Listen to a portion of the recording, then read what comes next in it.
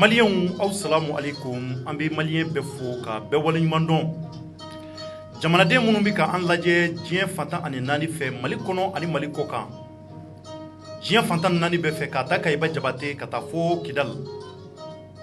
ka taa jamana kɔ kan Faransi jamanaw Ameriki jamanaw Afriki jamanabaw anw balima minnu bɛ ka an lajɛ an ka ouverture media sanfɛ an bɛ aw fo ka waleɲuman dɔn hali bi kanu Ala k'a to an ni ɲɔgɔn ye Maliens ko ni ye dugaw cayalen yɔrɔ mun na o b'a yira k'a fɔ fɛnju kasa o bonyana Maliens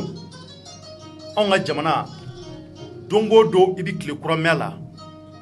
don o don i bɛ fɛn kura ye wa don o don fana ko dɔ bɛ yira i la ko mun bɛ yen ko de bɛ Ala y'i da i ma deli ka ɲɔgɔnna ye mais c'est la République du Mali Maliens ne Cɔrɔnɔ Njayi ani ka fara n balimakɛ Jefaga kan a b'a kalama k'a fɔ député kalafili a baaraw banna bi sɔgɔmada in na la rentrée parlementaire députés u tun bɛ ka ɲɔgɔn ye CICB la ka ɲɔgɔn ye mun de la ka taa mun de fɔ ɲɔgɔn ye in kɔnɔ député sigi bannen ni Manasa Daɲogo ale est la présidente de la Cour constitutionnelle ale mun ye jaabiw bɔ Maliens k'a yira k'a fɔ ko karisa de gɛnna Maliens an nana ye k'a fɔ u y'a laɲini k'a fɔ maa o maa taara député la k'u bɛɛ ka t'u bolonɔw bila gafew la ko baaraw ka daminɛ joona sabula jamana kun gɛlɛyalen don hokumu kɔnɔ a yira k'a fɔ ko rentrée parlementaire in bɛna kɛ mun b'a to ka se ka le président de l'Assemblée nationale k'o sugandi Maliens anw ye ko ye an ɲɛna anw ye faamuyali mun sɔrɔ an bɛna o décryptage kɛ Cɔrɔnɔ décrypte ko Cɔrɔnɔ ka walawala an bɛna walawalali kɛ aw ye jamanadenw a y'a partager anw ka faamuyaliw kɛra mun ye nin ko in na anw ye mun faamuya nin ko in na anw bɛ se ka mun de fɔ fana nin ko in na Maliens o ye dabalibanko opposition ka fan fɛ l'opposition du Mali l'opposition qui devrait vraiment Maliens k'a jɔ jamanaden minnu bɛ yen ko datuw bolo k'a jɛ u nɔ la Maliens anw kɔni anw y'a ye k'a fɔ opposition tɛ jamana in kɔnɔ anw kamana ganna Jefaga tari baasi t'i la somɔgɔw bɛ di Maliens ɲɛ b'an na bi Mali kɔnɔ anw bɛna fɛn fɔ an ma hakililataw fɔ parce que depuis dugu jɛra an m'an sen kan depuis dugu den jɛra Maliens 6 heures du matin anw m'an sen kan dɛ an bɛ ka don dugu fanda naani fɛ nin ko mun kɛra CICB la bi a kɛra an ɲɛna a kɛra e yɛrɛ ɲɛna an bɛɛ tun bɛ équipe dafalen tun bɛ yen an bɛna masala kan parce que anw b'an yɛrɛ ɲininka est-ce que réellement Mali ko an bɛ mun y'an ɲɛna ani an bɛ mun bɛ an tulo la mun de ye tiɲɛ ye anw b'an yɛrɛ ɲininka o de la chaque jour Jefaga kuma jumɛn b'i bolo fɔlɔ ka don baro kɔnɔ an filɛlibaaw la bon yani ka don baro kɔnɔ Cɔrɔnɔ n b'an filɛlibaga bɛɛ lajɛlen fo minnu bɛ Mali kɔnɔ minnu bɛ Mali kɔ kan bɛɛ lajɛlen fo fɛn fɛn sɔgɔlen bɛ ouverture media la nin wagati in na an kanubagaw an b'u fo k'u waleɲuman dɔn donc o de bɛ n bolo fɔlɔ yani an ka don o fɔ kɔnɔna la Jefaga anw jigila misɛnyara l'opposition la an y'a ye bi Maliens ko kɛra Mali kɔnɔ Moussa Tembeni ale de kɛra le président de l'Assemblée nationale avec 134 voix o de dira ma an nana ye k'a fɔ Moussa Mara ale fana y'a kanbɔ a tun bɛ fɛ ka kɛ député président ye Assemblée nationale kɔnɔna na ale ye 8 voix sɔrɔ maa 3 olu ye bulletin nul bila anw dabali banna ni n ko an dabali banna sira jumɛn kan c'est à dire que ne bɛ n yɛrɛ ɲininka tout le temps i tɛ ko mun kɛta ye diɲɛ yɔrɔ la i b'o kɛtɔ de anw ka jamana kɔnɔ sabula opposition kunu n'i ko opposition i hakili bɛ jigin URD de la an y'a ye Maliens bi bi in na URD yɛrɛ a militants yɛrɛ di bɛ ɲɔgɔn kɔrɔ u ko janfa nana u ka tɔn kɔnɔ u ko janfa nana u ka parti kɔnɔ u ko janfa nana u yɛrɛ damaw ni ɲɔgɔn cɛ Maliens anw bɛ se k'a faamuya cogo di URD opposition maa minnu bɛ yen n'olu de kan ka kɛ anw jigi ye assemblée kɔnɔna na ni mun ma ɲɛ ka se k'o tilen olu taara fara majorité kan Jefaga kuma dɔ b'i bolo ka fɔ nin kuma in na wa Cɔrɔnɔ comme i yɛrɛ y'a fɔ cogo min na ni u y'a fɔ ko opposition bɛɛ hakili tun bɛ jigin URD de la kosɛbɛ mais Cɔrɔnɔ yani ne ka don kɔrɔfɔ la fɔlɔ moi je tiens à remercier sinon à féliciter Moussa Mara le président du parti Yelema comme 5 députés tiɲɛ yɛrɛ la Cɔrɔnɔ ne tɛ yɛlɛma la dɛ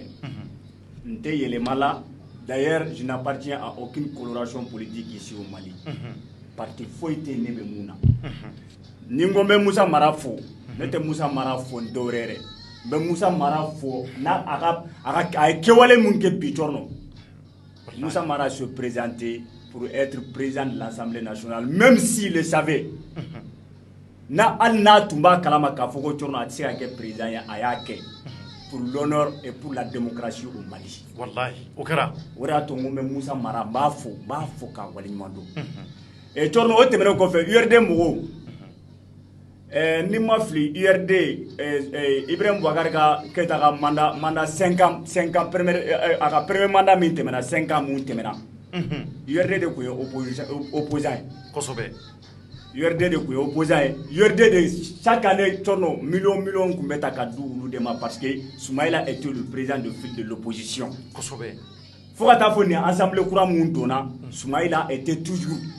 le président de file de l'opposition. Le chef de file de l'opposition. Le chef de file de l'opposition. Mais torno moi j'ai été surpris né. Aine dabale bawa ne molara. Wallahi. Ni molara ni muye molara ni URD mo ka comportement. Torno ni memu iran la ibado. Ni ma iran la ko bibi na Mali parti politique fin Mali kono. Parti politique ça dit que il y a plus de conviction dans un parti politique. Conviction te bléré mais parti politique fin Mali kono be ma ko di mo kele parti yere bebe tourner ma clé ni dala. Wallahi. Je suis sûr et certain que Tchorno, si peut-être si Soumaïla était là, ni Soumaïla tombait en pi. Soumaïla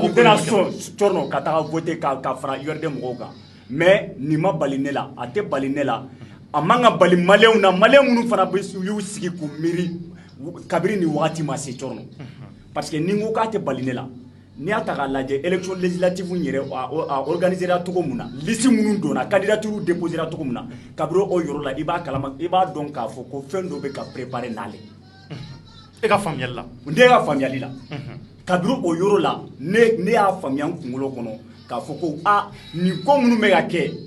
fɛn dɔ est ce que fɛn dɔ tɛ ka préparer ka na o bɛ tali kɛ mun ka Tchorno an y'a ye Mali an y'a ye circonscription yɔrɔ caman de la an b'a ye URD ni RPM u bɛ alliance la alors que nous parti mun bɛ socialisme ni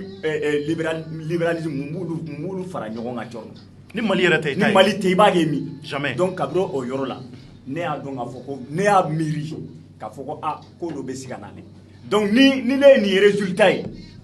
ni ne ni résultat ye ni présidentiel na c'est-à-dire que ni présidentiel la pour l'assemblée a te bali ne la parce que kabiri ko daminɛ la nunu ye image mun yira a b'a yira ne la k'a fɔ ko opposition ye kuma de ye an kun bɛ ka maliyɛnw kun bɛ ka wari mun ta k'a di ni mɔgɔ ninnu ma wallahi Tchorno an y'an ka wari fili di million hakɛ mun bɛ ta ka d'u ma k'a fɔ k'u kun bɛ opposition na an y'an ka wari fili di. Est-ce que opposition yɛrɛ bɛ yen wa? Opposition de tɛ yen. Parce que nin b'a yira na ka fɔ opposition tɛ yen o. Opposition tɛ o. Parce que comment est-ce que n'i ye URD yɛrɛ ta k'a lajɛ. Voilà. Jɛfaga i b'a ye maa dama mun yɛrɛ URD député yɛrɛ n'i y'u fara ɲɔgɔn u bɛ sɔn ka taa maa 19 n'i ma fili. U bɛ taa o la. U bɛ t'o la. Awɔ. Bon fanga b'u la bi. Awɔ. Bon anw tɛ se k'a bila an kunna cogo si la. URD fana taara ka taa voter kɛ Musa Tembini mun n'a bɛ RPM na. Olu ye majorité de. Oui. Au moins hali u kana voter Musa Mara ye sa mais a bɛɛ ka kɛ bulletin nul ye i b'a fɔ parti sadi mɔgɔ y'a kɛ cogo min. Mais u taara kala fili. Ka taa voter kɛ Musa Tembini ye Musa Tembini ka kɛ président de l'Assemblée nationale ye parce que u b'a yira k'a fɔ k'olu fana hakilata de y'o ye o de ka ɲi. Donc est ce que yen opposition kuma bɛ se ka fɔ o la maa 100 ni maa 34 olu ye hakilata di maa mun ka kɛ jɔyɔrɔ kow la URD b'a la parti fɛn fɛn bɛ yen nɔ olu bɛɛ farala kan k'o kɛ sauf yɛlɛma ani ka fara sadi kan est ce que o tɛ hakilila dɔ yira n na. Tchorno o bɛ hakilila de yira n na o bɛ mun yira an na o b'a yira de k'a fɔ ko opposition tɛ o ye kelen ye Tchorno maliyɛnw faut que an ka fɛn dɔ de faamuya quoi député c'est-à-dire u bɛ ka jouer n'i y'a ta k'a lajɛ Tchorno parti RPM o URD ninnu bɛɛ bɛ ka jouer ni ne b'a fɔ bi dɛ n b'a fɔ plateau nin kan n bɛ segin a kan fana ni Ala ye occasion wɛrɛ di yan u bɛ ka jouer ni maliyɛnw hakili de ye Tchorno. Oui. An de bɛ k'olu suit c'est-à-dire que u bɛ ka jouer u bɛ ka an utiliser de Tchorno ni ko k'u bɛ ka utiliser wari mana na dɔrɔn olu bɛ taa u ka wari minɛ k'a bila u kun le reste là ils s'en foutent de ça Tchorno n'u ne ko k'u b'an utiliser n bɛ na nin ka preuve de o cour constitutionnelle mɔgɔw ka résultat définitif bɔlen anya ye malien bora yoro dola ka fambe ka manganke commune dola Bamako ya era anya ipine jinu kera fo mo jogina la ko be kera mais jorno ni ata halaje ibda soro yoro dola yorde mo ba fo ko manasa ma tienfo yorde kelengele ba fo ko manasa ma tienfo parce que olu ma gagné o yoro la il va fo commune 6 la par exemple il faut commune 6 par exemple yorde mo la ka manganke ka mo yere bora ka fambe ke manga ko olu ka candidat de gagna mais ko manasa olu ka voix chouin kadi RPM ngoma pour que RPM gateme yoro dola anyaye o URD kele uni RPM be alliance la u gayna ye yorde mabo abada ka mangachi ka foko way bo torno ante bo kam ambe bo sadiya ante mangachi parce que manasa résultat mbo o yoro la ni anga URD mbo nani RPM de be alliance la no ba on arranger ante mangachi la parce que ambe kele o yoro la manasa résultat mbo anjera na ka foko o kay est-ce que n'y avait nous une politique là-bas? Il n'y a pas de jouer là-bas. Est-ce que ni sera donc c'est pour te dire que est-ce que ni sera politique là fou fala ki matani wa? Fou fala ki pas parce que tiens ben est-ce que tiens ben ngununa? Est-ce que ça dit quoi politique il Mali politique. Ben na mon fier Mali politique. Ni reto Mali politique bolo. Torno. Wallahi aligati to benba ki fara benba de.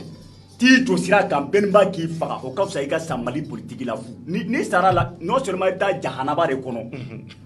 wa jorno billahi ere ni mune ebe ta amanja I ko fe ya bia Mali odi je faga mu yenga mana goni bele ba non Malian jarasuba kelengelen jarasuba kera joila député di jarasuba ale fana be RPM na Musa Tembeni ale fana be RPM na nous fla be ko mo bi ko ke président assemblée kono ka se ka assemblée ta ka da ukola nga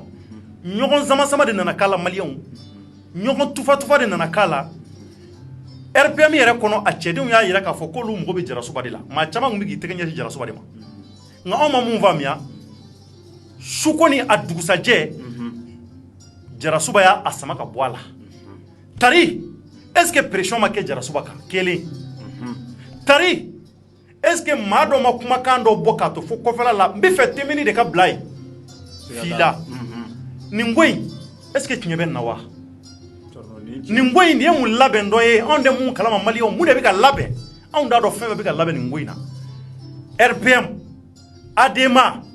URD est-ce que nous beti chekele unyiwa ADP Maliba faraka nous beti chekele mawya non ni ay mentindi URD ani ADEMA ni RPM ka parce que ngana nyina ka fo Adema de kɛra sababu ye ka se ka RPM ni URD suran ka bɔ a yɛrɛ la siga t'a la ale de URD ni RPM suran o kɛra URD ni RPM yɛrɛ ka se ka parti sɔrɔ u yɛrɛ ye u bɔra Adema de kɔnɔ Adema de hakilila b'u la siga t'a la donc n bɛ se k'a fɔ u bɛɛ wolowoloba ye Adema de siga t'a la est-ce que ninnu bɛ ɲɔgɔn dɔn wa est-ce que ninnu bɛ maliyɛnw yɛrɛ est-ce que ninnu kɛn bɛ ka sifilan dɔn na est-ce que ko in yɛrɛ ye tiɲɛ ye wa anw bɛ ka kuma o kuma fɔ opposition dans un pays démocratique on go nga jamana démocratie jamana di je fa comment est-ce que jamana mu ngono ko démocratie bi fa jamana kono o bi se ka ke choko di ko opposition affaibli le fo ka se niveau la choko jume o bi se ka ke choko jume mamunu ba fo ko lui opposant wi o lo de se ku joro la ko munu be ni majorité a fo nu ma jenai o le bu dusu ko shinai ka jamana de yere ka jamana de amina ko fo ko sablon kono o lo sera ka akla yele ma choko jume cleansena an no fe bobolo ka se ka ke kata ka voix di majorité ma ko do ben ngono mun jelinde ka fo ko na foloma duma mai nga sika na bala malion ka fo ko ma wole krefe ka fendo fo ma fo ngo kinyedo de nga sika na be koina on de sika ni famia URD fasana fo ka senima URD sari ke URD jufara fo ka senima u fasana fo ko kolongala dugumana na ka sabu keni ngana madala ni sumela kumbe ko ni ngwe ke fiu o de ballanina mais on jigi tigera on jigi misena on dabali bana wa malion on gamana gwana opposition ti malila opposition tira peu kuma bi foy abe fo falaki billahi ni ngwe njelinde on ngam mali politique démocratie ni mbane do ami dogori ke sa mamu ngono ngeme wosa don yeti alaka jamana in kanu du sukuna sinon malion do kera kuma na de anga chien fo nyoy de do de kera kuma ba dena 500 millions de francs CFA au début taka di opposition mugoma wasa blon kono ko ka seka jamana de munu be kuma joni majorité ka aklata ko défend mais assemblée kono na be mana ta fam majorité la auto baneya Musa Tembeni RPM mai ala k'an kisi ni ko ye an ka président de la République n'o ye El Hadji Ibrahima Boubacar Keïta jɔnni bɛna kɛ président ye Musa Tembene an ka jamana a sariya bulon kumana o de la ko ni ko ye jamana ɲɛmaa sɔrɔ jamana ɲɛmaa n'a banana walima n'a dɛsɛra ka se k'a ka fonction kɛ walima ni saya y'a sɔrɔ ala k'an kisi hali ni coup d'état kɛra ala k'an kisi le président de l'Assemblée nationale c'est lui qui doit remplacer directement le président de la République o ye diyagoya de an ka jamana ma i sɔnna o i ma sɔn o de bɛ kɛ donc o b'a jira bi bi in na maa mun bɛ président kɔ direct o ye Musa Tembeni de u ye ɲɔgɔn ye ka bɛn mun kan anw t'o dɔn anw m'a fɔ n k'a kɛra dɛ nka ko dɔ kɔni n gɛnbɛ nin ko in na ko mun cura tilegan nɛrɛ fɛ ka kɛ sans la présence de l'opposition une forte opposition anw ko mɔgɔ b'o de la an ka wasabulon kɔnɔ opposition mun bɛ yen su ni tile maliyɛn tila bɛɛ kɛra activiste ye anw bɛɛ kɛra jamanadenw kumada ye anw bɛɛ kɛra fasodenw kumada ye anw bɛɛ ko n ko ça ne va pas dans ce pays jamana mun yɛrɛ kɔnɔ a bɛɛ kɛra opposant ye n'a fɔra ko jamana yɛrɛ tila bɛɛ opposant ye bɔlɔnkɔnɔnaw ni gɛrɛndaw na nka wasabulon mun yɛrɛ a kɛyɔrɔ ye n'o tɛ yen o yɛrɛ tɛ yen est ce que an tɛ ka fufalaki kɛ an ni ɲɔgɔn cɛ wa wa ninnu bɛ jamana kɛ u ta yɛrɛ n b'o fɔ aw ye jamana san 5 kɔnɔ a ye maa ja a ma maa ja majorité RPM ani ka fara adama mɔgɔw kan a kɛra u ta ye ka ban dɛ wa maa seko t'o la tuguni ni y'o bannen de pewu anw bɛ Musa mara fo ka waleɲuman dɔn an bɛ segin kɔrɔfɔ in kan nka URD maaw y'an jigi tigɛ URD y'an jigi tigɛ u ka bɔ ka fɛn fɔ an ye an bɛ faamuyali sɔrɔ mun na olu ka maa kelen u bɛɛ taara kala fili ka t'u ka voix di RPM maaw ma mun na o bɛ se ka kɛ cogo di o de ye ne dabali ban o yɛrɛ bɛ se ka kɛ cogo jumɛn jamana kɔnɔ jamana mun bɛ yen ko démocratie jamana aw dayɛlɛ aw de bɛ ka RPM mɔgɔw ta aw dayɛlɛ aw de bɛ ka ci dɔ fɔ El Hadji Ibrahima Boubacar Keïta n'a ka maaw ye k'u ye faso in ci u ye faso in nafolo kɛ u ta ye u ye faso in a kalanko tiɲɛna u bolo aw de dayɛlɛ opposition mɔgɔw de bɛ k'u furanw da opposition maaw de ko El Hadji Ibrahima Boubacar Keïta k'u dɛsɛlen don k'u la k'u ka démissionner ko IBK ka bɔ fanga na mais bi maliyɛnw o opposition kelen de taara ka t'u kan di RPM maaw ma wasabulon kɔrɔ aw ɲɛ bɛ cɛ jumɛn na nin ko in kɔnɔ a ye tiɲɛ fɔ n ye sa ne ko an tɛ tiɲɛ fɔ ɲɔgɔn ye wa dɔ kɛra nkalontigɛ la ten koyi an ka tiɲɛ fɔ ɲɔgɔn ye ne bɛ segin a kan bi n bɛ segin a kan sini bi bi in na Mali kɔnɔ n'i sara bilahi politique maa ka ko la fufala k'i sara fo y'i ta ni garisɛgɛ ma bɛn alijinɛ ma o sarike o ye ta kelen a la n da sidɔn ye ka sa nin cogo la maa minnu yɛrɛ dayɛlɛ o dayɛlɛ olu de bɛ Ibrahima Boubacar Keïta n'a ka maaw ta nin baara in ma ɲɛ u bolo depuis IBK sigira fanga na fo ka n'a bila nin y'a san 5 ani joli ye a ka ca ni san 6 ye kuma jumɛn bɛ yen k'u ma mun fɔ IBK ma kuma jumɛn bɛ yen k'u ma mun ɲɛsin IBK ma waati dɔ kɛra la Ibrahima Boubacar Keïta yɛrɛ ko k'ale y'a tɛgɛ mana bɔ Soumaïla Cissé président nɔ opposition mɔgɔw ye kuma caya a waati an hakili b'a la anw de ɲɛna dɛ n'u bɛ ɲinɛ anw de ɲɛna parce que a bɛɛ b'anw bolo anw ye kunnafonidilaw anw bɛ taa kɛnɛw sanfɛla de la a bɛ k'anw ɲɛna anw b'a mara yen parce que don dɔ kumaw don jamanadenw n'u y'a ŋunuŋunukaw kɛ anw bɛ bɔ n'a preuve ye an bɛ na n'u ye kumaw bɛɛ kɛra anw ɲɛna conférencew kɛra a la yan o opposition kelen maaw tiɲɛ don opposition maa dɔw bɛ yen olu ma jɔyɔrɔ sɔrɔ wasabulon kɔnɔ nka maa min ye jɔyɔrɔba sɔrɔ n'o ye URD ye ale de fanga ka bon ni tɔw fana ye ale de tun bɛ se k'a lajɛ ka tɔw wɔsiji cɛ ale de tun bɛ se k'a lajɛ dusu mun n'a bɛ tɔw kɔnɔ ka se ka o ɲɛ k'a yira u la k'a fɔ aw kana dimi hali n'aw ma wasadenw sɔrɔ ka ɲɛ wasabulon kɔnɔ ne b'aw jeni yɔrɔ fɔ wasabulon kɔnɔna na mais URD o kɛ yan URD y'a yira n na bi k'a fɔ a ye t'aw tɔ la est ce que maliyɛnw nin ko in de jɔyɔrɔ ko ye wa URD y'a yira n na bi k'a fɔ aw ye cɛ a y'a to an ka dɔmɛ anw k'an da ta an ka bila an bɔsi kɔnɔ an ka tɛmɛ n'a yɛrɛ Mali ko ye tiɲɛ ye wa nin b'o de yira anw na o maa joli aw ye député joli sɔrɔ a ka ca ni maa 10 ye o bɛɛ ka taa u ka voix di Musa Tembeni ma Musa Tembeni mun n'a bɛ RPM cɛmancɛ la RPM cɛden don jeunesse représentant n'i ma fili RPM kɔnɔna na ninnu bɛ se ka mun wɛrɛ fɔ RPM mɔgɔw ma tuguni e k'i sigi k'i bila n'u ye dɔ fɔ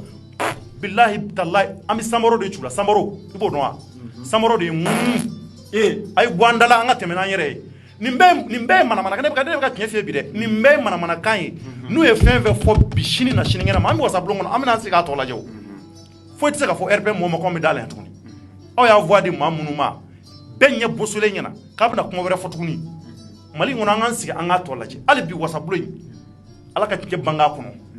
Musa Mara a bɛ fɔ k'a waleɲuman dɔn malgré tout que Musa Mara a 3 députés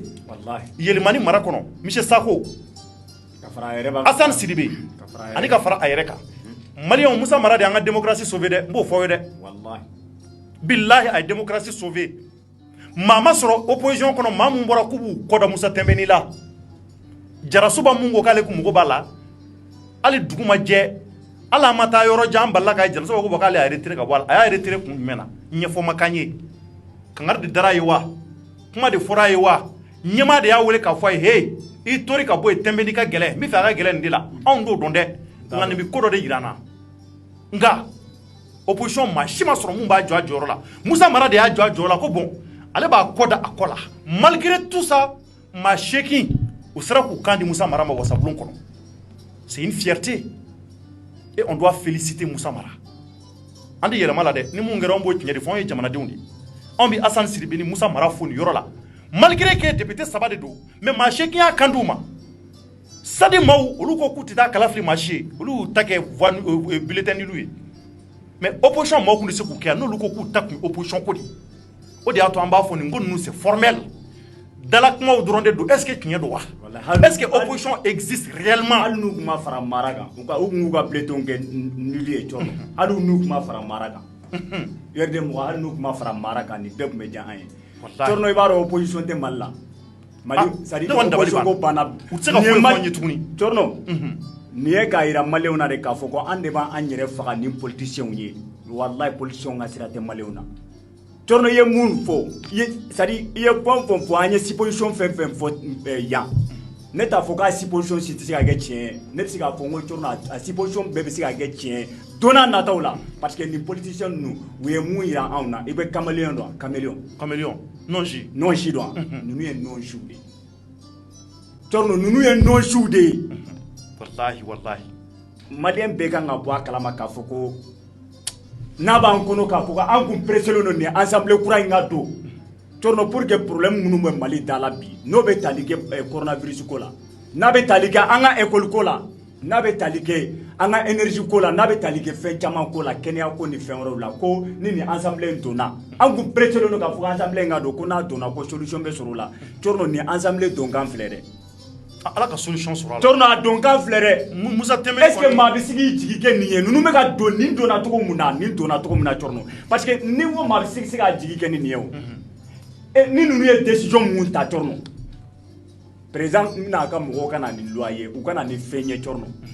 mun hali n'a ma ɲi jamanadenw ma ni ninnu y'a ta ni ninnu y'a ta dun ninnu y'a jira an na k'a fɔ ko déjà ko ni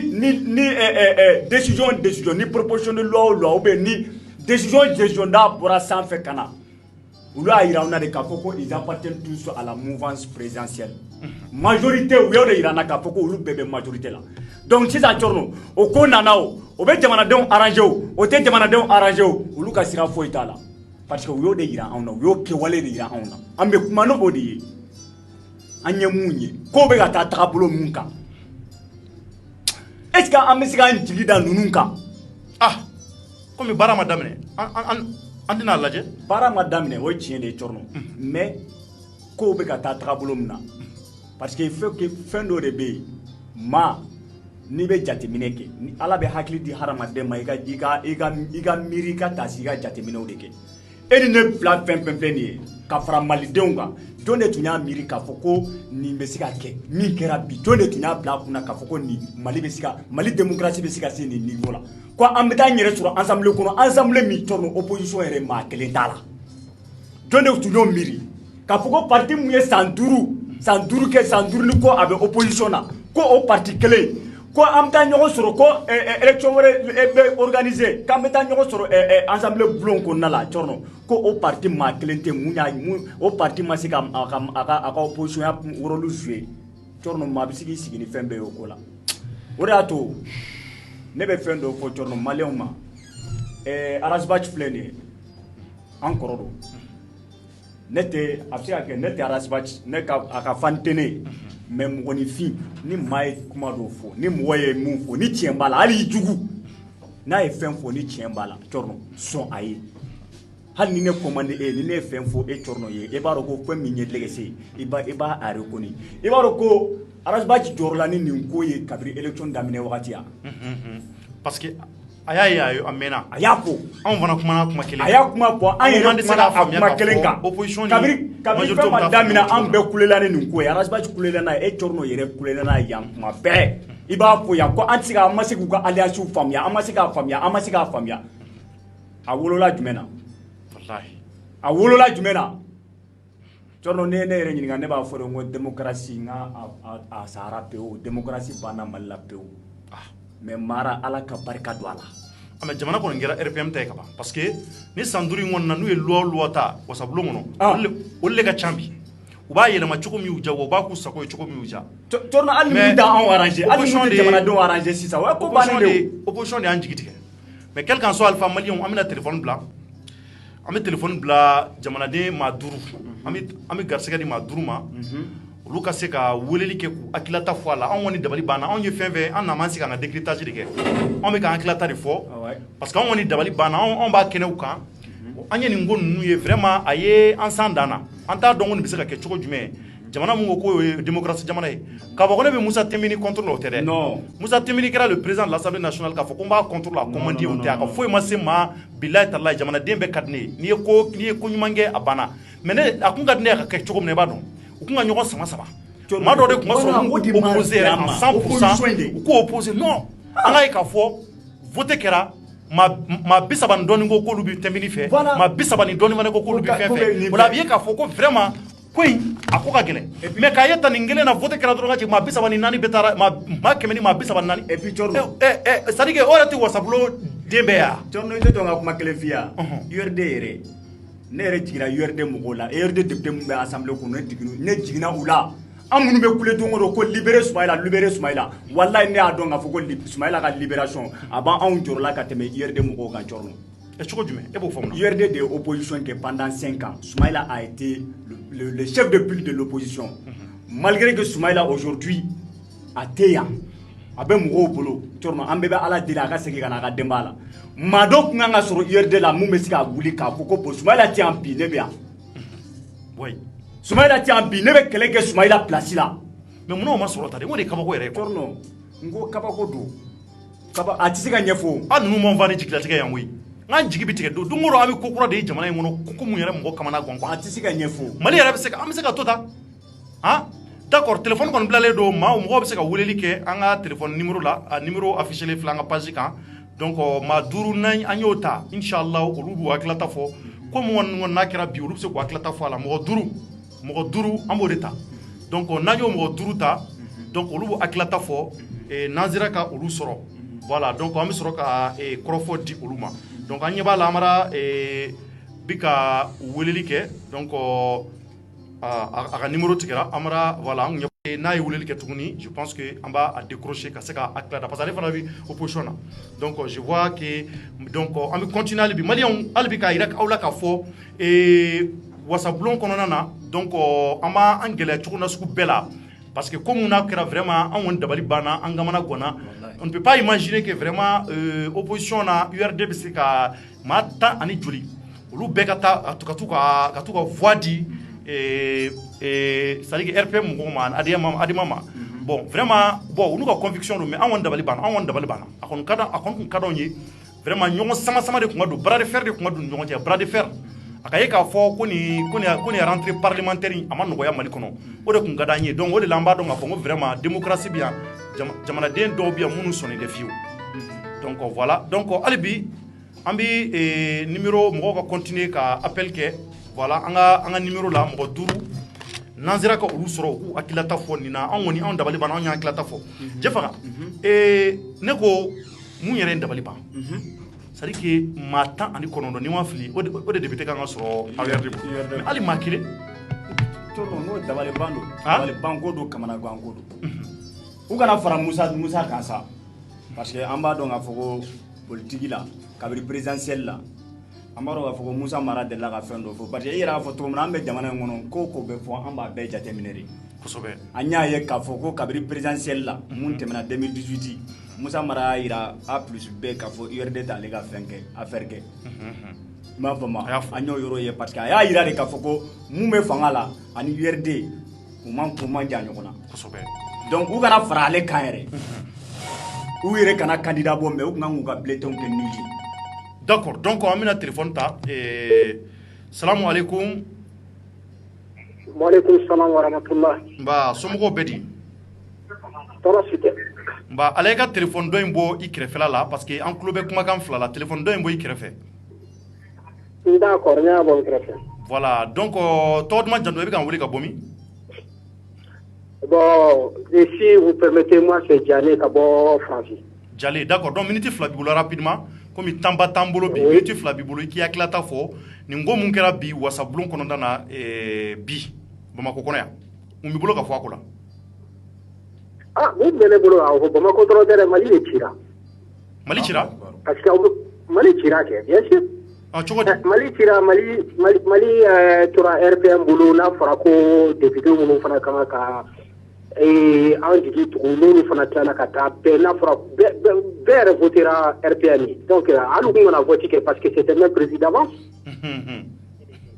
Parce que n'a fɔra ni kuma bɛ senna depuis wagati jɔ et puis encore ko parce que IBK ka candidat ye Kimbeli. Kimbeli bɛɛ tɛ Kimbeli dɔn assemblée ma kɛ AM ye siɲɛ kelen wa? D'accord. Assemblée kɛra AM ye maintenant sisan ni ko bɛ cogoya min na dɔrɔn mɔgɔ si tɛ ko parce que fɛn na vote la a dɔnna k'a fɔ ko bɛ cogoya min na ko a résultat bɛ kɛ cogoya min na bɛɛ ye résultat dɔ diya ni vote ka kɛ donc dans ce cas là hali ka mɔgɔw ka élection organisation ninnu ni fɛn ninnu hali ka wariw yɛrɛ économiser parce que an mago b'a la yɛrɛ siɲɛ kelen quoi parce que déjà c'est une formalité. Donc e bolo nafa ma kɛ vote la nin ko ninnu na? Nafa fosi t'a la parce que a kɛra k'a ɲɛ bɛn bɛ kuma la e b'a dɔn résultat kun ye mun ye ne b'a dɔn.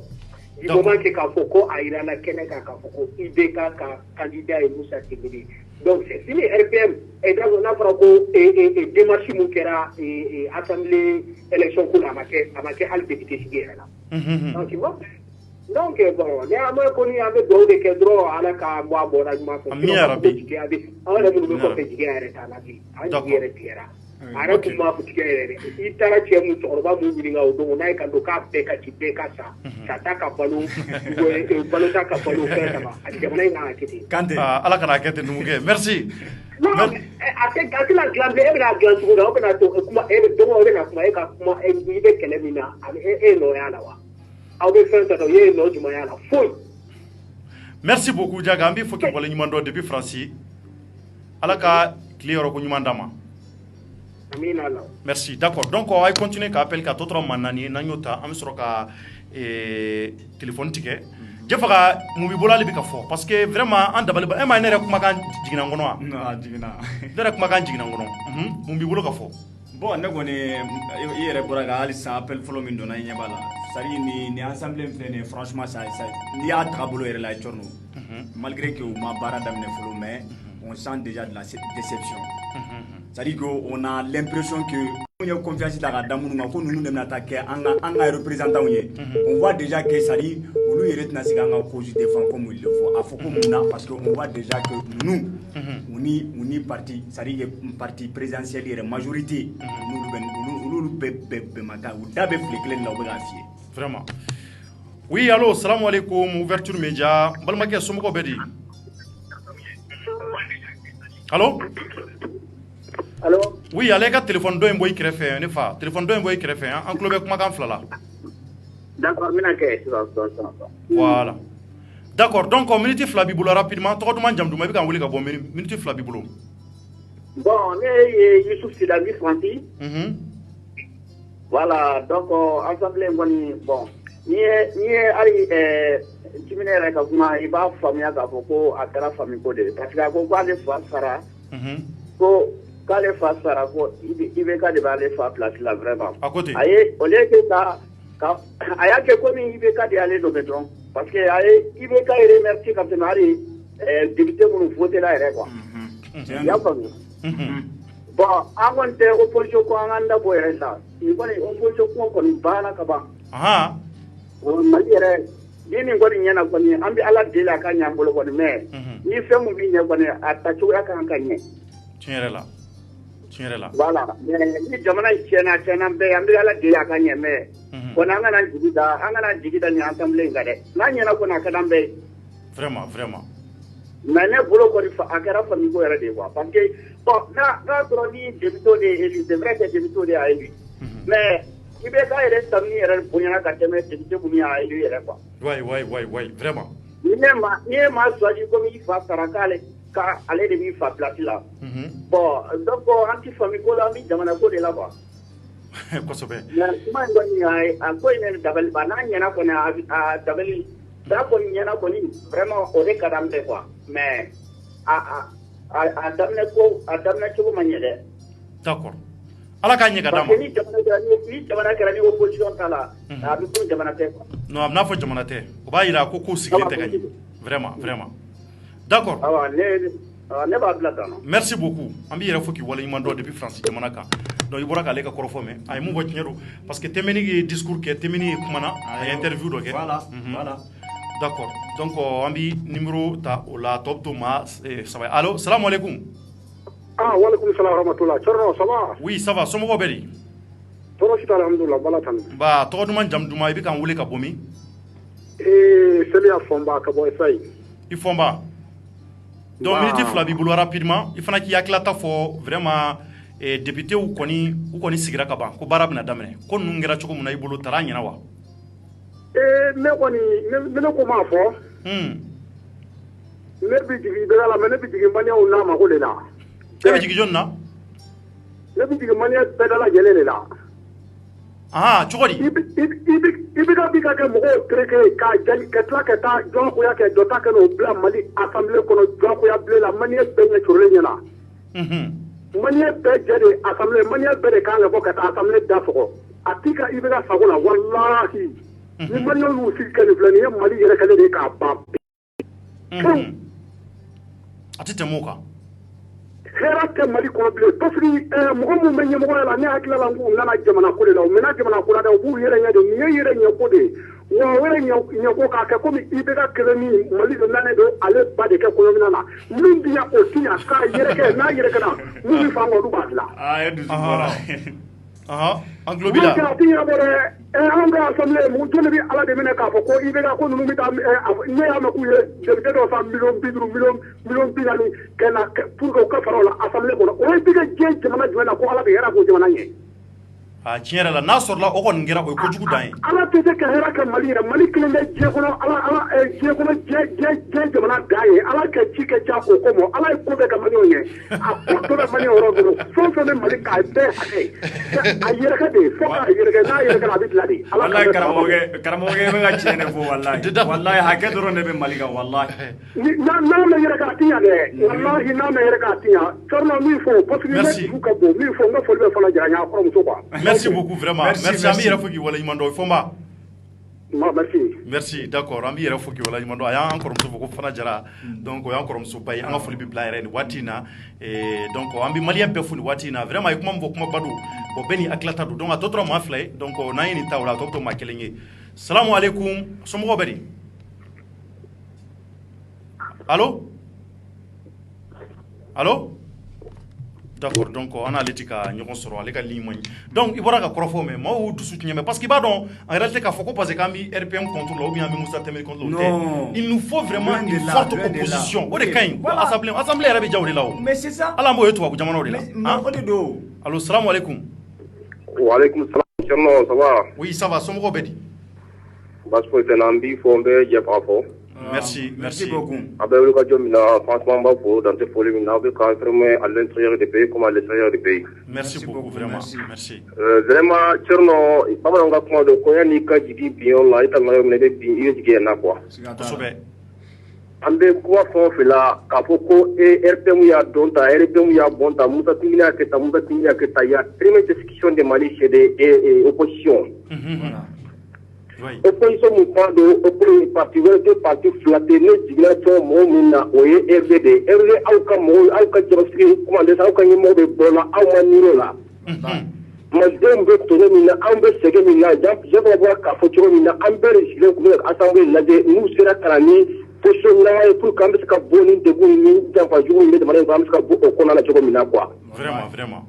Mais moi je comprends pas à fɔra de sugu k'a fɔ ko députés bɛ ka sa sugu la ko i bɛ taa malo ka sugu la cogo min députés tun bɛ ka sa o cogo la Mali ka assemblée kɔnɔna na quoi. Franchement, c'est le compte pour le pays. Nous sommes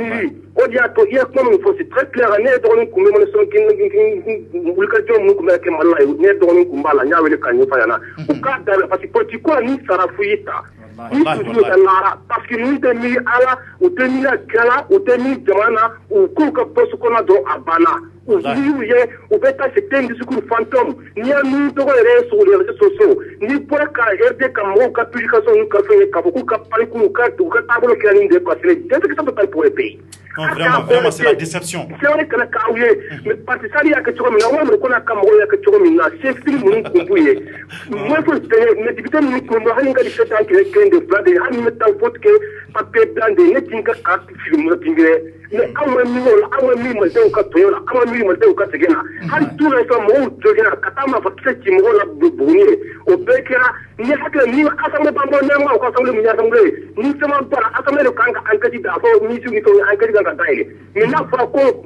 nous est pas bien nous stimuler, dis-moi, pas bien nous stimuler. Nous devons stimuler qu'à pas couler fin du manier. Tiens, moi, il fait quoi? Il n'a pas pour moi. Ah, est-ce qu'on a fait pour le niveau? Moi, il vient pour qu'à pour le niveau, moi, il est niveau là, quoi. D'accord, vraiment. Merci. Merci. Merci beaucoup. Mais era toko ni jamu. Itoko ni jamu. Tungara, il va la wele ka bomi. Paris. Ah, Paris. D'accord. Donc merci beaucoup. Merci beaucoup. Merci Tungara. Merci Tungara. Donc tu as vu que moi tout bon parce que c'est incompréhensible. Comment est-ce que dans un pays vraiment on va faire une démocratie jamana ye o jamana fasuku kono opposition de kan ka kɛ jamanadenw yɛrɛ jigi parce que a ma fɔ ko majorité tɛ ko bɛɛ kɛ k'a bɛ ɲɛ dɛ majorité tɛ se ka ko dɔ kɛ dans les jours à venir mun tɛ ɲɛ donc opposition de bi kuma olu de bi kuma quoi donc vraiment c'est vraiment c'est la déception. Allô? Oui, salam alaikum. Wa alaikum salam Thierno. Ba somɔgɔw bɛ di? Alhamdulillah. Ba tɔgɔ duman jamu i bɛ ka wele ka bɔ min? Ne me Koita de Cabo français. I Koita, donc minute fila b'i yɛrɛ bolo i k'i hakilata fɔ rapidement. Thierno, n b'aw fɔ fɔlɔ. A ka miso don o don an b'a lajɛ fɛn min kɛra comment ça assemblée na bi. O y'an bɛɛ kamana guwa dɛ. Parce que a bɛ comme position tɛ Mali la quoi. Ça tɛ nommé parce que a fɔra réseaux sociaux ninnu kan ko comme Karim Keita ko Musa Tembelu de bɛ kɛ assemblée ka président. Donc n'o nana kɛ. Donc, au cœur de parce qu'il y a une enfant ici depuis Bimassé, quoi. Jarasuba, il y a Karim des pressions qui a la pour que Jarasuba Kakakanda est retiré. Il n'a pas retiré pour rien, c'est pas pour rien. C'est un complot qu'ils ont monté contre lui. Et à la comment ça s'appelle Malika Assemblée, ni Marie était même à Delika et Francis. Comment ça s'appelle parti à droite et à gauche mais même à Delika et à gauche et à droite et alliance qui est aussi au thé non n'era ma Delika de Balainda au thé français et comment ça s'appelle extrême droite à droite et comment on appelle à gauche mais jamais de la vie justement alliance non jamais ouais d'accord Mali yɛrɛ corona na est-ce que an bɛ se k'a fɔ ko opposition bɛ yen comme kuma kɛnɛ a y'o fɔ o ka kuma la maliyɛn bali n'i bɔra ka t'i yɛrɛ faga Mali ka faamaw nɔfɛ i y'i yɛrɛ faga pour rien. Wallahi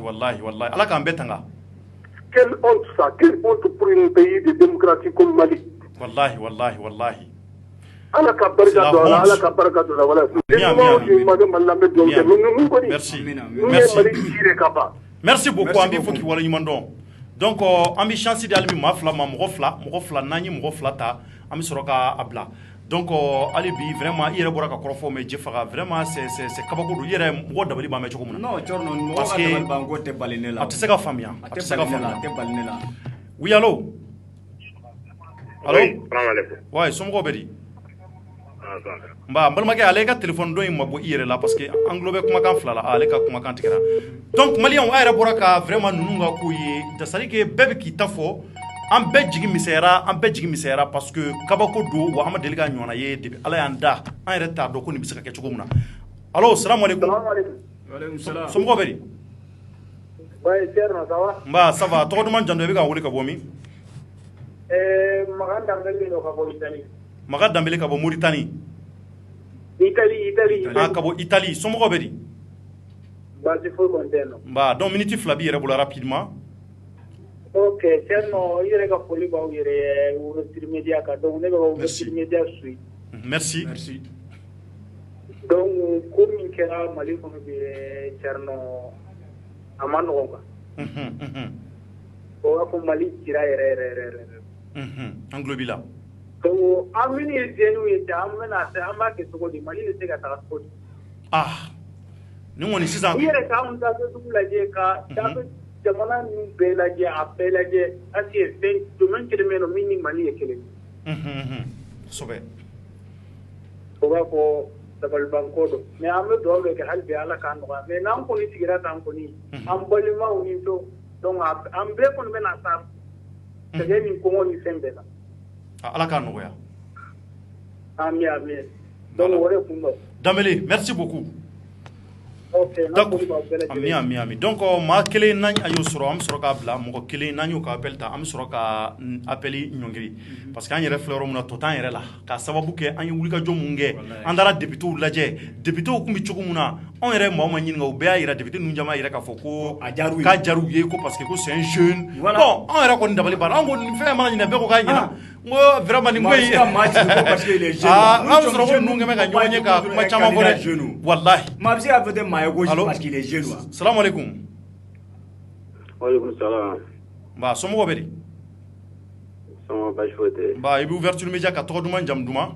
k'an wele ka bɔ min? Ousmane Keita an bɛ Sikaso Lodeni mais actuellement an bɛ Arabie Saoudite. I bɛ Arabie Saoudite d'accord donc minute fila b'i bolo rapidement Ousmane. An bɛ foli d'a ma an bɛ foli d'e ma an bɛ foli di Jafara ma kosɛbɛ. Merci beaucoup. Voilà bon an kɔni bɛna min fɔ depuis Musa Temini kun cila fɛn na proviseur la a nana tɛmɛ définitive la depuis o yɔrɔ la tigɛna bilara ko la quoi. Depuis o yɔrɔ la tigɛna bila mɔgɔ kan ka sigi cogo di n'a fɔra ko Jarasuba y'a ka fɛn don mɔgɔ an bɛ se k'a fɔ ko 50% ou bien 60% a bɛɛ tun bɛ ka Jarasuba ka fɛn supprimer mais munna ale bɛ se ka na bali ka fɛn bɔ yen fo fɛn yɛrɛ don fo o ko de ka jateminɛ fɔlɔ kan yan'an ka taa kɛ kuma yɔrɔ fɛngɛ min na an k'o yɔrɔ jateminɛ mun de kɛra sababu ye parce que ale fana filɛ mɔgɔ dannen b'ale la wa ni fana dɔra k'a fɔ ko dɔ kɛra sababu ye k'ale bali fɛn na mɔgɔ fana bɛ tigɛ ale la wa. mais est ce que n'an n'a y'a jateminɛ Keita kɛ est ce que nafa b'o la tugun wa parce que déjà nafa tɛ nin ko la parce que Musa Temini nomera a bɛɛ banna ka ban pewu u bɛna baara de daminɛ. n'a fɔra den voilà député ninnu fana filɛ bi e b'a dɔn hali n'a tun kɛra mɔgɔ wɛrɛ o bɛ sɔn mais député ninnu fana caman Musa Mara ka kuntilenna fana ma di o caman ye. Kosɛbɛ. Musa Mara ka kuntilenna ma di caman o fana bɛ caman empêcher ka taa ale ka côté la quoi. mais mun ne fana y'a to opposition ni opposition jateminɛ député caman damadɔ b'o bolo ka tila ka jate ka n'a ye mɔgɔ fu ma voté Musa hali a ma député san bɔ i bɛ na c'est déception totale quoi. Vraiment kabako don. Vraiment an kɔni an bɛ dugawu de kɛ bon ni Sumala kɔni tun bɛ peut-être a dɔw la dɔɔnin mais ko yɛlɛma dɔɔnin tun bɛ se ka kɛ. mais n'a fɔra ko ka Sumala to fɛn na fo olu ka tila ka député bɛɛ di o kɔrɔ b'a jira sisan ni loi fɛn o fɛn nana mun bɛ kɛ jamana contrôle ou bien min bɛ fɛn o b'a bɛɛ latɛmɛ nin cogo la. député o tigi baara an b'a dɔn sisan o bɛ nana baara kɛ min k'a dɔn quoi an kɔni an bɛ dugawu de kɛ dɔrɔn Ala k'an bɔ dɔrɔn. Amina yarabi merci beaucoup Keita. Ala k'an bɔ vraiment an baara an bɛ foli d'a ma kosɛbɛ an bɛ to ka kɛ émission sigi kosɛbɛ Arabie Saoudite. Merci beaucoup. Ala k'an to ɲɔgɔn ye. D'accord donc ni mun y'an ka appel laban ye donc an kɔni maa minnu an sera ka mɔgɔ minnu ta nin y'o ye an ko mɔgɔ 5 nka an tilala ka 2 fara kan tuguni donc vraiment Jefaga i bɛ se ka mun sɔrɔ ka fɔ nin na kɔrɔfɔ laban na yanni an ka kuma ninnu cɛ. Ok Thierno ni yanni n ka don kɔrɔfɔ laban na minnu ye weleli kɛ an b'u fo an b'u fo k'a fɔ ko u ni ce u ka lamɛnni la. Thierno n'i ye maa o maa ye weleli kɛ n b'a dɔn maa maliyɛn 100 de bɛ maliyɛn 1000 de bɛ bi Thierno a ka d'u ye ka weleli kɛ plateau nin kan walasa k'u ka nisɔndiya jira u ka nisɔngoya u bɛ yɔrɔ min na bi k'a jira ka ɲɛsin opposition ma mais a tɛ se ka kɛ Thierno mun ye ne dabali ban c'est à dire que assemblée kura min filɛ ka sigi nin ye Thierno n'i y'a ye mɔgɔw bɛ ka kuma mɔgɔ si t'a dɔn nin assemblée bɛna baara min kɛ sini il se peut que u bɛna baara min kɛ a caman bɛna na tali kɛ an ka haminankow la banako ni kalanko ni kɛnɛya a fɛn caman a bɛ se ka kɛ o bɛɛ bɛna tali kɛ an ka hakililaw la mais Thierno n'i y'a ta k'a lajɛ est-ce que ni an ka miirinata minnu b'anw na an b'a fɛ an ka jamana la tagabolo minnu ka comment dirais-je an b'a fɛ laɲini minnu ka sabati an ka jamana kɔnɔ ni o laɲiniw taara assemblée kɔnɔna la ni assemblée mɔgɔw ma se k'o voter n'u ma se k'a voter en majorité Thierno an ka laɲini bɛ sabati wa a jɔyɔrɔ b'an na a haminanko b'an na n'i y'a ye maa caman bɛ k'a fɔ bi ko démocratie banna Mali la dɔ wɛrɛ tɛ dɛ parce que opposition tɛ yen Thierno opposition tɛ bi opposition tɛ sini opposition mɔgɔw élection législative ou résultat définitif bɔra bɛɛ y'a ye opposition mɔgɔw bɔra ka minnu URD mɔgɔw minnu ma tɛmɛ a caman ko Manasa wulu namara de ka RPM la tɛmɛ et ne ko nin vote min fana kɛra o Manasa de taara u tɛgɛw tɔnɔ min yen fana k'a fɔ k'u ka taga bila RPM kan wa o ma kɛ an ka ŋo ɲininkali kɛ parce que an ka c'est-à-dire an ka ɲininkali kɛ URD mɔgɔw la quoi bɛɛ de bila bɛɛ ka taa kala fili bɛɛ de taara kala fili o a ka kɛ sa o fɔra u wulila ka fan bɛɛ kɛ mankan ye ko Manasa wulu ka requêtes fili u élection na olu namarala yan fɛ olu namarala nin yɔrɔ la olu ye nin kɛ nin yɔrɔ la olu ye nin kɛ nin yɔrɔ la u ye fan bɛɛ kɛ mankan ye Thierno olu ka namara sa Manasa y'a ka résultat bɔ minnu tɛmɛna ka taga assemblée bulon kɔnɔ n'u bɛ bi na ni élection in kɛra k'u to yen élection présidentielle assemblée ta de ko don ka kɛ k'u to yen munna olu ma donc Manasa de olu fana bali tuguni u ka c'est à dire u ka taga voter RPM mɔgɔ ye Manasa de y'u tɛgɛ tɔnɔ min ko he a ye tɛmɛ URD mɔgɔ a ye tɛmɛ a ka taa voter vraiment Mali la le problème c'est quoi c'est que mɔgɔ malien ka problème ye min ye i b'a dɔn Thierno ne b'o fɔ bi malien ka problème ye min ye i b'a dɔn malien bɛ se maa la accuser de la mais malien yɛrɛ ni mun ka kan malien kan ka mun kɛ malien tɛ sɔn k'o kɛ abada malien bɛɛ bɛ c'est à dire que malien ni responsabilité min ka kan Thierno malien tɛ sɔn k'o assumer URD mɔgɔw u ye san 5 de kɛ opposition wari u bɛ k'a minɛ Thierno ne tɛ se k'o faamuya de ne ma se k'o c'est à dire que a ma se ka tɛmɛ n kun maa kelen ma sɔrɔ URD parti kɔnɔna la maa kelen ni kelen ma sɔrɔ URD parti kɔnɔna la mun bɛ se k'a fɔ ko Thierno vraiment nin na hali ni bɛɛ votera hali ni assemblée bɛɛ jɛra ka voter Timbine nous on n'a rien contre Timbine il est jeune comme nous on n'a rien contre lui an m'a fɔ k'a ye kojugu k'an na an m'a fɔ k'a ye kojugu kɛ an bɔra mun kalama on n'a absolument rien contre lui mais le problème c'est quoi c'est que nous nous préoccupons pour l'avenir de notre démocratie Thierno an ka démocratie de hami b'an na an ka démocratie de jɔyɔrɔ b'an na parce que n'i y'a ta k'a lajɛ ni assemblée constituera cogo min na ni maa min ni kun b'i kan na n'i y'a jateminɛ k'a lajɛ Thierno tu vas directement te rendre compte que nin filɛ nin ye c'est à dire que a bɛ comme parti kelen de bɛ ka assemblée diriger chose qui n'est pas bonne pour le peuple malien chose qui n'est pas bonne pour la démocratie. Ne b'a dɔn Musa Mara ye cɛ mun ye Musa Mara tɛna sɔn fɛn o fɛn tɛ maliyɛnw arranger k'a fɔ k'a bɛ tugu a kɔ mais don bɛna fara Musa Mara kan o de ye ɲininkali ye an tun bolo ko URD mɔgɔw hali n'u man ca u kana fara Musa Mara kan u ka bulletin nul voter mais décision minnu bɛ na sisan an bɛna kɛ cogo di jamanadenw bɛna se k'a fɔ ko nin décision bɛ ka na ta assemblée kɔnɔna la est-ce que nin décision in a tɛ anw arranger mais anw ye mɔgɔ minnu bila ka taa jɔn de bɛna se ka jɔ bi anw place la k'a fɔ ko bon nin décision min nana a tɛ anw jamanadenw arranger vu que ninnu ye comportement mun kɛ bi k'a jira anw na ɲininkali gɛlɛn an bɛ siran ɲininkali gɛlɛn donc ni maliyɛnw dusu kasilen don Mali kɔnɔ ani Mali kɔ kan o man ka bali e la a man ka bali ne la a man ka bali maa si la u b'u jɔ fɛ parce que ne ni e bɛɛ bɛ olu ka situation kelen la ne yɛrɛ bɛ yɔrɔ mun na bi Mali hami bɛ na Mali jɔrɔ bɛ na n'i ye ɲininka Thierno n'i ye ne ɲininka ne b'a fɔ n ko démocratie tɛ Mali la mais min bɛ Mali la i b'a dɔn mangekarasi mangekarasi o de bɛ Mali la Thierno maa o maa n'i y'a ye Bakari Togola ka kuma de don Bakari Togola ka kuma dɔw fɔ c'est à dire que maliyɛnw y'a fɛ k'a kɛ an y'a kɛ imuru kuma ye Thierno tiɲɛ de don Malien n'i ye douane kɛ ko douane Bakari Togola b'a fɔ cogo di ko ka douane kun da n'i ye douane kɛ malien da dɔrɔn malien bɛ ɲina k'a fɔ ko kunun kun bɛ cogo min na n'u ye mun b'a jira anw na a ma kɛ anw ɲɛna Ala de y'an aw seere ye Ala de y'an bɛɛ lajɛlen seere ye an b'u ɲininka URD mɔgɔw Thierno ne bɛ bɔ kuma la mais n bɛ question de poser URD mɔgɔw kunna URD mɔgɔw aw de ye san 5 kɛ an kunna yan opposition na URD ne b'aw ɲininka munna aw ma to an ka position in na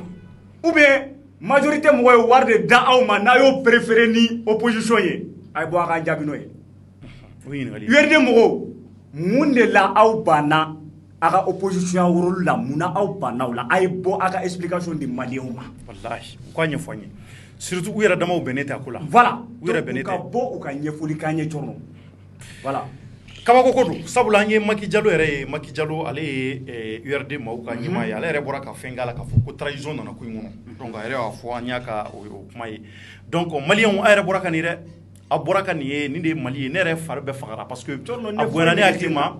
a bonyana hakili ma ka sababu kɛ n da kalama ka fɔ n ko an bɛ Mali mun kɔnɔ hali bi o Mali kelen don nka duwawu bɛ se ka kɛ mun ye maa minnu kɔni talen filɛ n'u ye nin kɛ bɔ hali bi Ala ka Mali dusu d'u la Ala ka Mali hinɛ d'u la komi baara ma daminɛ nka u ye misali mun yira an na o misali de b'a yira k'a fɔ maa kan ka siran maa kan ka jɔ voilà sabula ko su mun n'a ka di depuis fitiri i b'a dɔn donc o hokumu kɔnɔ an ka fitiri daminɛ kɛra nin ye anw bɛ fɛ de maliyɛnw opposition ka sɔrɔ anw bolo opposition mun bɛ yen ko sama-sama de bɛ na an y'a ye k'a fɔ jamanaba fɛn bɛ yen k'an ye misali ta olu ka démocratie kɔnɔ spécialement la France an yɛrɛ ka jamana sama o sama an bɛ misali ta ni France de ye maliyɛnw a yɛrɛ k'a fɔ o France in gauche bɛ yen ani droite bɛ yen o b'a yira k'a fɔ opposition ni majorité bɛ ani centre fana o bɛ olu ka dugu kɔnɔ jamana o jamana kɔnɔ ni démocratie bɛ yen nin fɛn ninnu sigikun ye mun ye opposition sigikun tɛ k'a fɔ ko jamana juguw don o tɛ opposition fana nafa dɔ de b'u la wasabulon kɔnɔ olu ka nafa ye mun ye maliyɛnw u ka nafa b'a yira k'a fɔ ni majorité ye fɛn o fɛn kɛ majorité k'a dɔn k'a fɔ ko maa dɔ b'u tɔn kɔfɛ a bɛ n'a fɔ den fitinin n'i den wolo den fitinin n'a bɛ san 6 san 8 n'i y'a bila a yɛrɛ ma ten a ka bajanbila yaala kɛ ko ko ka d'a ye k'a k'o kɛ a laban bɛ tiɲɛ a ka éducation bɛ don bɔgɔ la nka n'a y'a dɔn ko fa b'a kɔ fa mun bɛ yen k'a bɛ sɔn bɔgɔli ma n'a y'a dɔn ko ba b'a kɔrɔ ba mun bɛ yen k'a bɛ se ka tɛgɛ fila fila kɛ a la a bɛ siran a bɛ jɔrɔ yanni a ka ko o ko kɛ a b'a miiri opposition ni majorité bɛ n'a fɔ o ɲɔgɔn de majorité bɛ bila wasabulon kɔnɔ n'u ma se ka décision minnu ta k'a ma kɛ jamanadenw jigi ye majorité aso opposition de bɛ se ka bɔ ka a nin da u kan k'a disi gosi u la ka se ka kuma caman fɔ k'a fɔ ne bɛ tabali gosi n tɛ jɛn ni nin ye sabula nin ma ɲi anw ka jamana ka hɛrɛ ma a ka d'anw ye anw ka wasabulon kun kɔnɔna ka fa opposition la o de kun ka d'anw ye bi sabula maliyɛn bɛɛ kɛra opposant ye degun jayara jamana kɔnɔ mun ɲɛna o bɛ yen dɛ nka mun fana bɛ yen k'o ma ɲɛ olu fana caman bɛ yen ɔ n'an ko k'an b'a bɛɛ to majorité ma olu fana b'a dilan cogo mun na mun b'a to olu ka tɔgɔ tiɲɛ kana sɔrɔ a la u b'a kɛ ten de o de sababu la wasabulon kɔnɔna ka fa majorité la o de b'u olu dɛmɛ sabula n'u ye ko o ko kɛ hali n'a ma ɲɛ u b'a dilan u ni ɲɔgɔn cɛ maliyɛnw mali filɛ dɛ nin de ye jamana in ye nin de ye Sunjata Keyita ka maliba ye nin de ye Babemba ka maliba ye nin de ye Biton Kulubali ka maliba ye maliyɛnw nin de ye Cɛba Tarawele ka maliba ye mali mun ni a tun bɛ fɔ depuis kunun fɔ bi anw filɛ mali kelen de kɔnɔ politiki nana don ko caman na fɛn caman tiɲɛna politiki kɛra sababu ye taɲinikɛlaw olu bɛ k'u ta ɲini maa caman ɲinana jamanadenw ka hakɛ kɔ an ɲinana jama yɛrɛ ka danbe kɔ jamana yɛrɛ kan ka sinsin danbe mun kan n'a bɛ se ka taa ɲɛ politikimaw caman ɲinana o kɔ n'i kɛra député ye n'i kɛra maire ye n'i kɛra président ye yanni i ka nin jɔyɔrɔ ninnu sɔrɔ kuma caman bɛ yen kuma dumanw u b'o fɔ jamanadenw ye nka u ka jɔyɔrɔ sɔrɔ dɔrɔn u bɛ taa ko min u ɲɛna a bɛ kɛ i bɛ taa fɔ u ni jinɛ de bɛ ɲɔgɔn ye jinɛ u bɛ don sokɔnɔna dɔw kɔnɔ u ni jinɛw de bɛ ɲɔgɔn ye kuma dɔw bɛ f'u ye n'u bɛ bɔ ni hakilila wɛrɛw ye hakilila minnu bɛ n'o kun t'u la kɔrɔlen maliyɛnw anw ka députés an b'u deli ala n'a kira kama nin ko mun kɔni n'a kelen filɛ an bɛna u lajɛ wasabulon kɔnɔ u k'a kɛ ala n'a kira kama u ka jamanadenw hinɛ minɛ jamana in sɛgɛnna walahi jamana in tɔɔrɔla nka opposition n'o ye URD maaw ye u y'an jigi tigɛ u y'an jigi tigɛ bi u y'an jigi tigɛ sini opposition ye jigi tigɛ wale mun d'an ma maliyɛnw ko k'a fɔ ye k'u tɛ ɲinɛ nin kɔ a ye bɔ a ka fɔli kan yanni Sumala Sise ka na a ye bɔ a ka ɲɛfɔli kɛ jamanadenw ye anw ma faamuyali sɔrɔ nin na wa an t'a dɔn nin kɛra cogo mun na a ye bɔ a ka déclaration officielle dɔ kɛ jamanadenw bɛ se ka faamuyali sɔrɔ mun na yanni Sumala Sise ɲuman ka don Mali kɔnɔ anw bɛ se ka nin faamuya cogo di an ko anw ye démocratie mais démocratie bɛ se ka sigi cogo jumɛn sans l'opposition aw yɛrɛ de la k'o ye diɲɛ yɔrɔ jumɛn maa bɛɛ ka taa u ka voix di majorité ma mun na pourquoi a maliyɛnw de ye dabalibanko ye dɛ nka an bɛ jamana in an b'a kalifa ala la ani maa ɲumanw député minnu dara maa ɲumanw kan ka sɔrɔ a kɔnɔ hali bi a y'a hakili to jamanadenw ka hakɛ la ngoni bi mun fo jeunesse yani ngan dabo kuma la jeunesse malienne bi kuma ni aw ye kan gan korota chorno njaydo on bi communier anyana dugu kono aka chan fen bet se ka fo ngami mun fo we la dilikan ka nyeshi jeunesse ma mali demsenu an dega di ñom alibi na man jandu an yere la famaw fama dew wu jamana ngono ka klaka tu da jamana dumaw na kata hamburgeru ni shawarma dumaw nduka on zigle to ya fandan jugu on ba nga fanda ya na nga nyani jugu na nga finen jugu la ya abi ka ndo la ya wallahi mali ndu ambedi tay wallahi la jeunesse pour que shininga nye abi damine depuis bidi anga dobo kuma bani blofu bala dokera blofu la ayra boraka ni de nyodi fo ni mamunzara politique mano akerila ibi safuita fu falaki ibi ta meleke sorinya meleke bi nyini nga fana ni janame ni aljine ka kay bitay janame do o boraka ni de o 2023 akon yira ka fo ni député nu bina sanduru kanguna Musa Tembeni ni ibe kate shini ale de be RPM Jobado wa yere kote ko ibe ka ya fade ale fa bana wati muna aya fa ka korofola ale ibe ka de ka fay a wulo fay tinya do ibe ka ya mbe fay nga jamana jola malion ne akilla ka fo ko wara bi jamana jola an akilla wara bi jamana jola munde ni jie on nga jamana mo be on na odela Musa Tembini il est devenu le président de l'Assemblée nationale du Mali malion au bonya bala mamunu yata wasade ma chamamba de yata wasade ma bade aklabe de yata ma keme ani bisaba ani nani kuma foi toko Musa Mara ma sheki ma saba bulletin nul malion an wonga njigi misera wan njigi misera fana de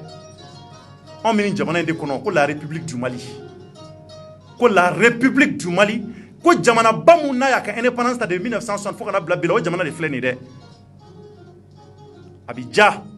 mamunu be kabu kuno ulebu sawo ke jamana ina wa kari ulu de aka chokom na biketini on de tabi kala kuma bafuye abi fo mamunu ye ulu bi tuwa no ho hola il suffit que ulu be ku to tugulila on no fe dro sebi mamunu u ka se ku korko fe dro ka se ka million duru million de madodu madro o ya bane on bi to anga kle na yala la am bi kuma na yere te kata yele ma foyti do malikula on bi to ni njugo ya kele na ta malion na ma yere ke che kan andega di nyoma jamana billahi jamana nge usaboy jamana abi kakado le chuko na beketende nango yele magado malikono abi damne bidi anga décourager la jeunesse anga ndega di nyoma anga akila taw ke kelenye anga do dakelen fe anga bo dakelen fe nyogon buruja ba anga dabla réseaux sociaux ka télévision na radio la anga nyogon buruja ba dabla anga dobo ni ngona anga nyashi mali joli koma. Il y a combien de jeunes conscients actuellement au Mali? Mounoube ko akila nyema ubula. Des jeunes leaders mounou sonné do ko Mali bitanye. Ni ngomi misalita. Anga razbach boy. Razbach na nyoko chamamba de Mali kono bibi na mounou kungulo kany. Ko jamana akila bula. Mais bekeme ki yere ke nyemaye. Machiti so machita Mali kono. Beko kone de biseka ke joro nyuai. Beko ne de biseka jeunesse kuma bo dans les jours à venir Mali kono. O jamana bitami. Ando tinye fo nyuanyi malion doba una de ni ya nunu muja o bi klani assemblée la uburaka ni rentrée parlementaire ngesa o bi bossa o bi ta hotel du monde la sa o bi ta ka tu sigi ka baro ke ka shundiga kuno o bi shundiga kuma shumbi tige wala ka shaw commander ka friti baw commander ka boisson baw mi Allahu akbar he a malion na yu jashu no buka jet privé uta warbu bolo o bi ta Canada sa walma obita Washington al coronavirus go walma obita France walma obita Espagne yoro munga obita ka tu lafiya indoni hotel dumauna onde ko ngo jamana nya on betay nga dogo ko sa do yede mbo fo yede malion donc fanga be anga ndega di nyoma anga nyogon buruja badabla anga nyogon famia anga do dakelen fe anga bo dakelen fe tant que amoke alati hinana wa anga jamana ti bono la fo ka nyawuri billahi mam ngona ngira député anya bala ma ko gelendigi chaman bala ma chegelene kelendigu bala nga opposition boranji koro Sumela Sise ka maw URD kunu URD bu URD Sumela Sise bi bolola URD maw yan jigi misé am seki korofo ka an jigi misera an be fe aw ko koda bi RPM de la kayir aw la ka fo jamanadenw bɛ se k'u jigida hali ni majorité filila wasa bulon kɔnɔ an bɛ se k'an jigida aw de kan nka ko ma k'a kɛcogo la Musa Tembeni an bɛ dugawu k'a ye a kɛra le président de l'Assemblée nationale ye Ala ka baara in nɔgɔya bolo Ala ka jamanadenw u hinɛ don a dusukun na Ala k'a to Musa Tembeni an ka jamana kɔnɔ kalanko gɛlɛya mun b'an na Musa Tembeni k'a kɛ a doni ye Ala k'a to baloko dɛsɛ mun ani lakana dɛsɛ mun bɛ an ka jamana kɔnɔ Musa Tembeni ka fara IBK kan k'a dɛmɛ baara in na ani marabolo ɲɛmaa Musa Tembeni a ka kɛ sababu ye coronavirus ko mun bɛ jamana kɔnɔ ani énergie du mal olu minnu ɲɛmɛ ka courant tigɛ a bɛ san caman bɔ a ka wasadenw lamɛn ka se ka k'a fura ye o de y'an ka dugawu ye wa an bɛ Musa Tembeni an b'a sama hali bi dugawu la baara in Ala k'a nɔgɔya u bolo wasaden fɛn bɛ Ala k'a nɔgɔya u bɛɛ bolo Cɔrɔnɔ Ndiaye tɔgɔ la ni ouverture média bɛɛ tɔgɔ la an bɛ foli bila aw la k'a fɔ aw ye hali bi a ye to page kan an bɛna an balima dɔw reçoit tout de suite plateau ka Kajolokaw mankan mun wulila Kajolo foroko la an bɛna u reçoit dugutigilakaw u y'u ka maaw bila ka na u fana bɛna u ta fɔ ouverture média page kelen sanfɛ dans quelques instants a k'an bɛɛ sɔni merci à tous